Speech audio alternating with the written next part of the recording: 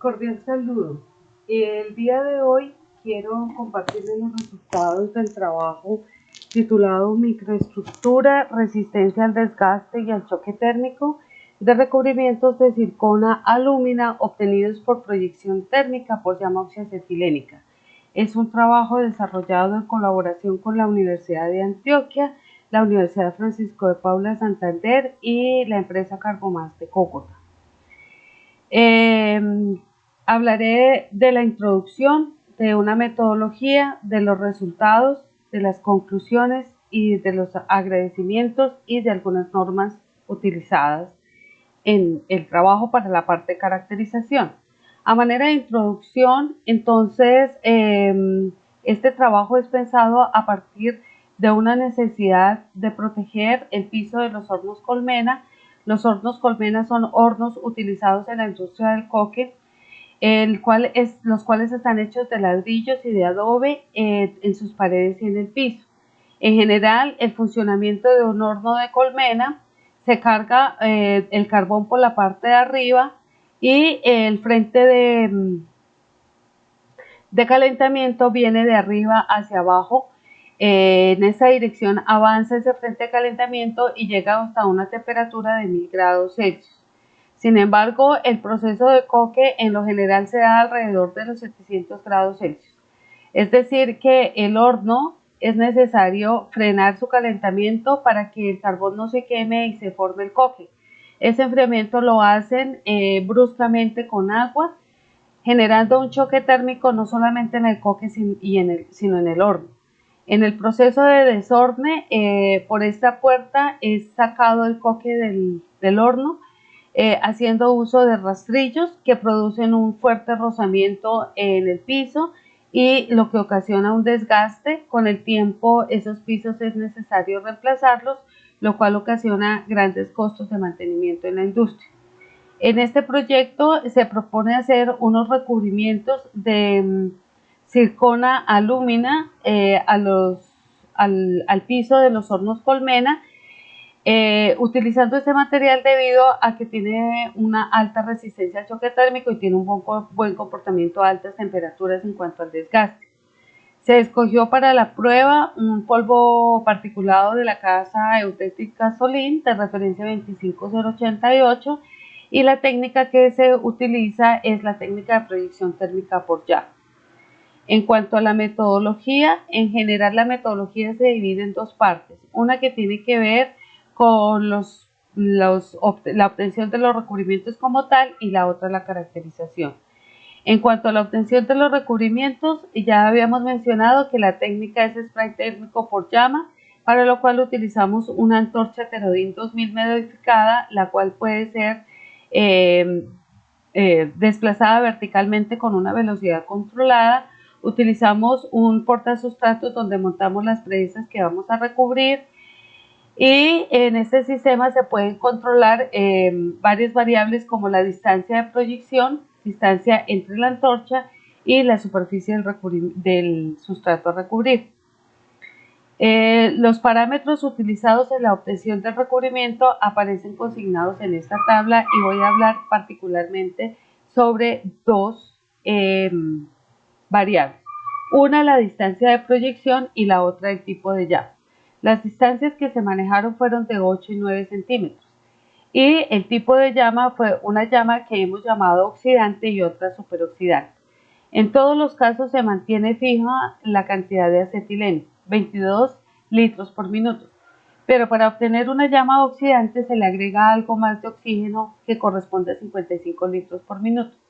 Y una llama aún más oxidante, que llamamos como superoxidante, se le agrega una mayor cantidad de oxígeno, 70.5 litros por minuto.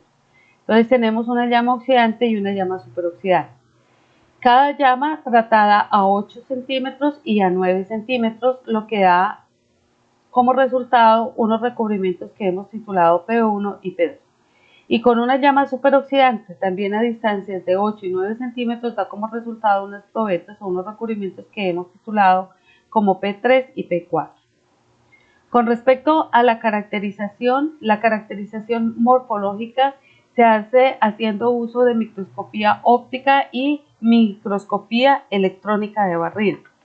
Para desarrollar esta caracterización, la microscopía electrónica de barrido, las probetas requieren una preparación, las cuales se hacen bajo la norma E2109, en la cual las probetas son embebidas en una resina epóxica, son cortadas y pulidas para mirar su sección transversal. En cuanto a la microestructura, se hace por refinamiento Ripple de difracción de rayos X utilizando el software Expert Plus para hacer este recubrimiento, para hacer este refinamiento. En cuanto a las propiedades mecánicas, se midió la microdureza, para lo cual se hizo microindentaciones Vickers bajo la norma ACTM C1324. La carga se determina mediante una curva de calibración.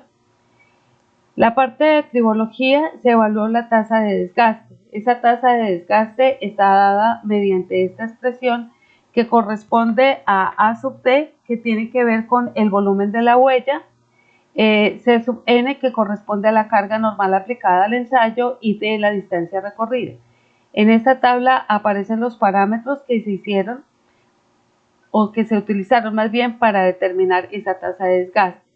La tasa de desgaste se determinó a una temperatura de 30 grados Celsius y de 500 grados Celsius luego de que una esfera de alúmina pasara 10.000 o hiciera 10.000 ciclos sobre ella, 10.000 pasadas, lo que corresponde a una distancia de recorrido de 314 metros. Ahora, con respecto a los resultados, hablaremos primero de la microestructura. La microestructura que tiene que ver con las fases que se obtienen en los recubrimientos. Acá cabe resaltar que las fases de la zircona inicialmente es una zircona monoclínica y la lúmina es un corindón, es decir, alfa.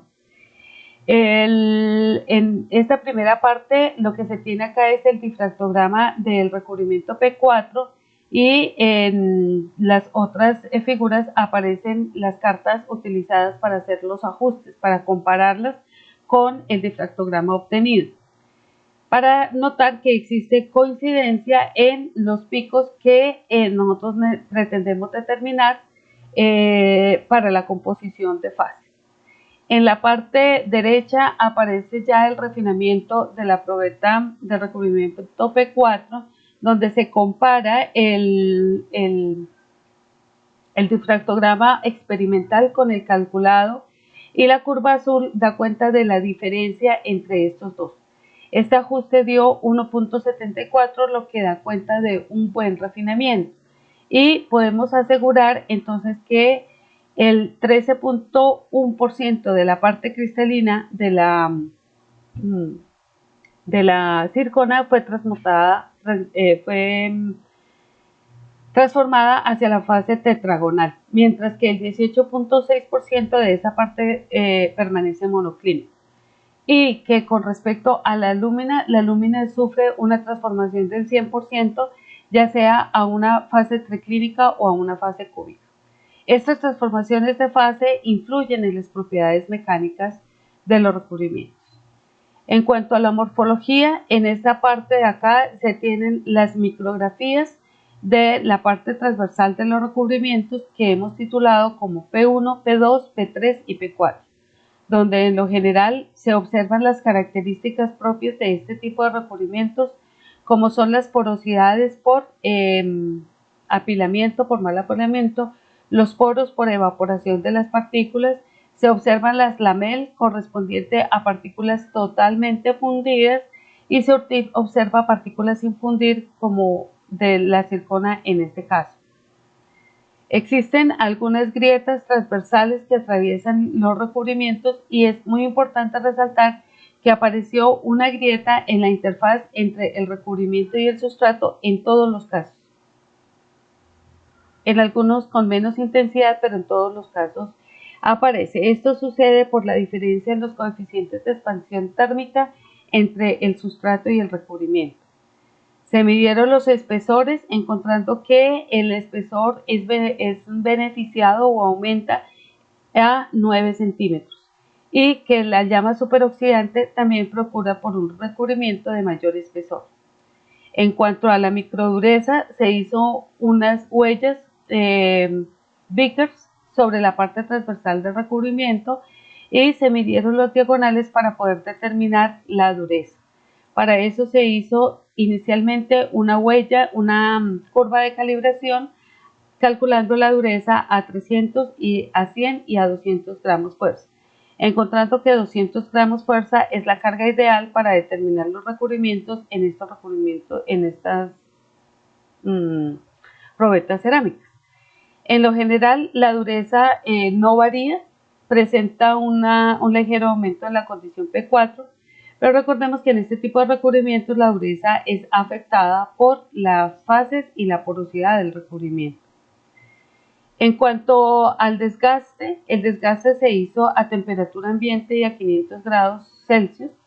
En general, a temperatura ambiente la tasa de desgaste es, en algunos casos no se puede medir. A 500 grados Celsius sí se puede medir. Sin embargo, la condición P4 es la que presenta menor tasa de desgaste. En esta parte aparece la huella sobre el sustrato. En todos los casos, en el caso más extremo, que es llevar la probeta a 500 grados Celsius, la tasa de desgaste del recubrimiento es menor en al menos un orden de magnitud con respecto a la del sustrato, al sustrato desnudo. Con respecto a las pruebas de choque térmico, las probetas se calentaron durante 30 ciclos, en las cuales se calentaron 5 minutos y se sumergieron directamente en agua. A partir de 30 ciclos empezaron a verse delaminaciones, desprendimientos del recubrimiento del sustrato, sobre el sustrato, en algunas ocasiones arrancando parte del sustrato. A las 50 ciclos ya se veía una delaminación y un agrietamiento total del recubrimiento. En general, dentro de las conclusiones podemos decir que este tipo de recubrimientos favorece la protección contra el desgaste a alta temperatura y al choque térmico de estos ladrillos. Sin embargo, es necesario afinar un poco los parámetros para lograr obtener una mayor adhesión y que no se presente esa grieta interfacial entre el sustrato y el recubrimiento. Los autores agradecemos a los ingenieros Edwin Cadavid y Roger Cardona por la participación en la elaboración y caracterización de los recubrimientos, a los grupos de investigación GIMACID y GEPIME de la Universidad de Antioquia, quienes facilitaron la infraestructura para la elaboración de los recubrimientos y su caracterización, y a la empresa Carbomas por venir participando en el desarrollo de este proyecto. Acá aparecen algunas de las referencias, normas utilizadas en la caracterización de estos recubrimientos. A partir de este momento, pues ustedes pueden hacer sus preguntas. Si tienen alguna duda, con gusto se las solucionaré. Si no es así, les agradezco enormemente su participación y quedo atenta a cualquier inquietud.